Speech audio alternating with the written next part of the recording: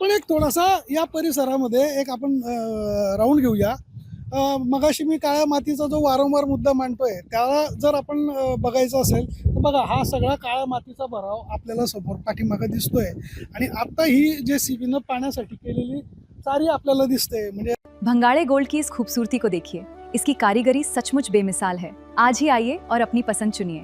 ये सिर्फ गहना नहीं, आपका गौरव है। याचा अर्थ याच्या आधी इथे पाण्याचा निचरा व्हावा अशा कुठल्याही प्रकारचं चिन्ह या ठिकाणी नसावं असं आपण तर्क काढू शकतो. आता पुढे येऊ. थोडा तांत्रिक बाबीकडे सातत्यानं दुर्लक्ष झालंय, हा जो मुद्दा आपण वारंवार मांडतोय. आपण बघूया की या ठिकाणी या RCCचे जे प्लेटा आहेत त्या प्लेटांना आतल्या बाजूने माती भरल्यामुळे, मातीला चा ओलावा वाढल्यामुळे प्रेशर आलेलं आहे आणि त्या प्रेशरमध्ये या प्लेटा सुद्धा अक्षरशः वाकड्या झालेल्या आहेत. आणि त्या प्लेटा वाकड्या झालेल्या असताना हे खरं म्हणजे यांनी पॅनल्स का लावले, त्याला नट बोल्ट का लावले, हा आपल्याला पडणारा प्रश्न आहे. मग अशा स्पष्टीकरणामध्ये मी एक गोष्ट सांगितली की C टाईप वॉल. खरं म्हणजे हे जे पॅनल्स लावलेले त्यांनी RCC पॅनल्स जे लावलेत या ठिकाणी C टाईप वॉल केलं जाणे गरजेचं होतं. जर ती C टाईप वॉल केली असती तर ती वॉल सिमेंटची पूर्ण राहिली असती आणि या ठिकाणी तिला एक वेगळा स्लोप आला असता आणि मग त्या स्लोपच्या पुढे सिमेंटच्या प्लेटा लावल्या असत्या तर या भरावाला कुठल्याही प्रकारचं नुकसान झालं नसतं.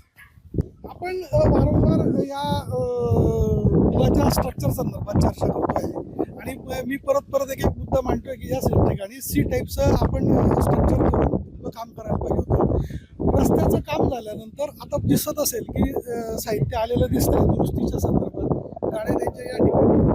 मगाशी या कामावर जो माणूस होता त्याला आपण विचारलं की बाबा रे तुम्ही याचं काय करणार आहात. त्याने असं सांगितलं की हे जे समोरचं जे स्ट्रक्चर आहे त्याला आम्ही दुरुस्त करायचा प्रयत्न करू. त्याचा माणूस म्हणतोय, जो ठेकेदार असेल त्याचा, की आम्ही दुरुस्त करू आणि आपल्याला आपल्या मंत्र्यांना सांगितलं किंवा त्यांना हिच्या अधिकाऱ्यांना सांगितलं की हे स्ट्रक्चर आम्ही पाडून नवीन करायचं असेल तर ते करू. हा त्याच्यातला मूलतः फरक आहे. म्हणजे आता हे नवीन बनणार नाही असं दिसतंय, त्याच्या एकूण सांगण्यावरून असं दिसतंय की हे नवीन काही बनवणार नाही. तुमचा हा प्रश्न जो आहे ना हा खरंच खूप महत्त्वाचा प्रश्न आहे की इंजिनियर लोकांची काय जबाबदारी होती. आता याच्यामध्ये मुद्दा एकच आहे की इंजिनियर म्हणजे कोणाचे इंजिनियर, की नाहीचे इंजिनियर, BNCचे इंजिनियर, की शहरातले इंजिनियर काय असतील ते, सल्लागार काय असतील ते. आता नाहीचे जे इंजिनियर आहेत त्या इंजिनियर लोकांनी जे काय साहित्य मटेरियल वापरलं जाते, भरावासाठीची माती असेल, RCC पिलर्स असतील, RCC आपले पॅनल असतील, त्याचा वापर करताना या ठिकाणी निर्माण होणारा दाब आणि तो दाब ते सहन करू शकेल का या संदर्भामध्ये त्यांनी तांत्रिकदृष्ट्या ती माहिती घेणं गरजेचं होतं. आपण फिरून पारून एकच विषयाकडे येते की स्ट्रक्चरल ऑडिट. अरे स्ट्रक्चरमध्येच गडबड आहे, म्हणूनच तर या पद्धतीचा हा प्रश्न निर्माण झाला आहे. आणि खरं म्हणजे नाहीचे जे अधिकारी आहे, आता बघा आपण या कामाच्या ठिकाणी साधारणपणे तासभर फिरतो, पण आपल्याला फिरताना कुठल्याही प्रकारचा अटकाव नाही, कुठल्या प्रकारची माहिती देणारं कोणी नाही, आपल्या सोबत बोलणारा इथं कोणी जबाबदार अधिकारी नाही.